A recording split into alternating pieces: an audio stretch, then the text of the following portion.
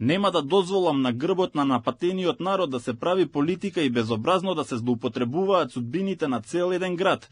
Премиерот на годишната конференција на Унијата на млади сили на ВМРО ДПМН Ево Велес порача дека историјата на СДСМ на груба злоупотреба на трагичните случаи станува препознатливо портфолио на политичко делување на оваа партија.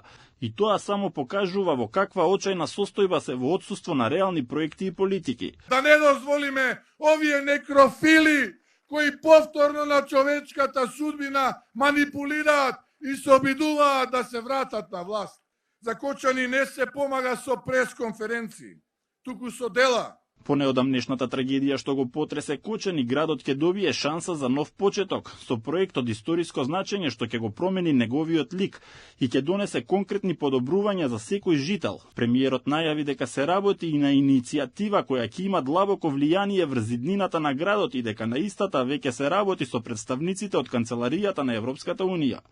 Мицкоски вети и дека владината поддршка за семејствата на жртвите и повредените од трагедијата во Пулс ќе продолжи во иднина. Што се однесува до владината поддршка за Кочани. Таа ќе продолжи.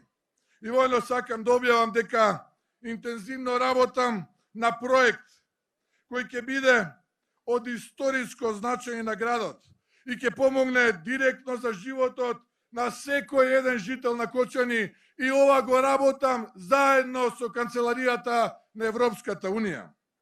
Со тоа што историски, епски, драматично ќе го видоизмениме изгледот да подобро на градот Кочани. Мицкоски се осврна и на престојните локални избори и порача дека победата на ВМРО ДПМН е се понеизвестна, а СДСМ може да остане и без ниту една општина. Премиерот порача дека помина времето на криминалците и клановите и дека Македонија победува и повторно припаѓа на народот. Додека СДСМ ги продаваше македонските интереси, ВМРО ДПМН ги врати дел од позициите на Македонија на меѓународен план. А во контекстот на ЕУ, Мицкоски посочи дека Европа сега има стук за вистината за македонскиот идентитет.